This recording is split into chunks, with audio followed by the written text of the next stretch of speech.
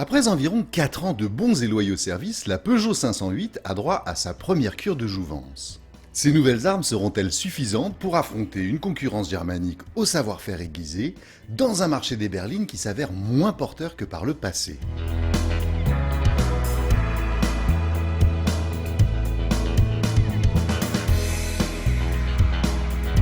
Les designers ont su faire évoluer la 508 en lui intégrant les derniers codes stylistiques de la marque, essentiellement avec une face avant profondément revue. Les projecteurs sont désormais plus verticaux et ils arborent l'encoche en partie inférieure vue sur les modèles plus récents.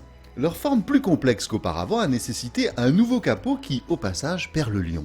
Qu'on se rassure, ce dernier reprend fièrement sa place au centre de la calandre. Ainsi remaquillée, la 508 s'offre même des faux airs de Peugeot 505. Quant aux feux de jour, désormais à LED sur toute la gamme, ils prennent place dans le bouclier et disposent de la forme de crosse caractéristique des nouvelles Peugeot. La partie arrière est également modifiée. Les inédits couvercles de coffre et bouclier affinent l'ensemble tandis que les feux reprennent la triple griffe. Au final, cette Peugeot 508 Phase 2 paraît bien plus statutaire.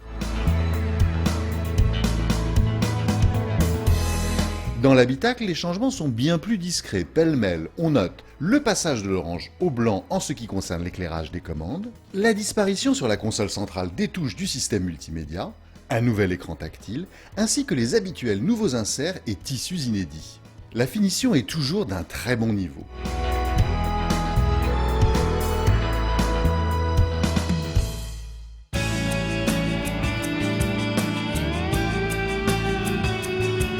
Notre modèle est équipé du célèbre 1.6 THP.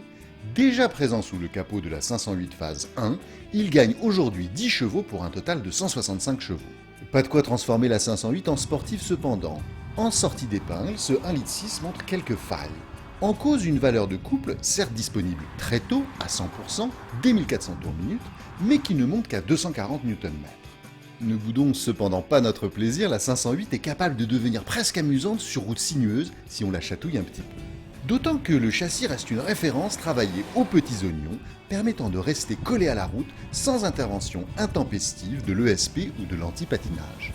C'est une reine du confort qui défie les nids de poules et autres ralentisseurs sans broncher.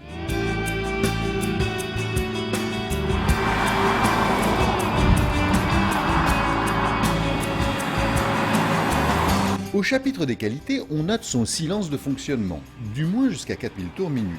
Au-delà, il change légèrement de tonalité, se faisant un peu plus rageur. Cerise sur le gâteau, ce caractère discret se montre payant au moment de passer à la pompe. Mené doucement, notre modèle consomme aux alentours de 8 litres au 100 km.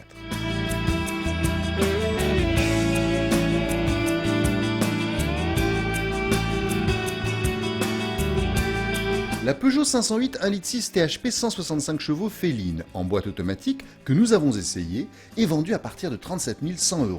À configuration équivalente, elle navigue ainsi entre les tarifs d'une Opel Insignia et d'une Audi A4. Cette remise au goût du jour relance sans conteste la Peugeot 508 et la prépare à affronter les futurs Renault Laguna 4 ou Volkswagen Passat. Le combat sera rude, mais la lionne est désormais prête.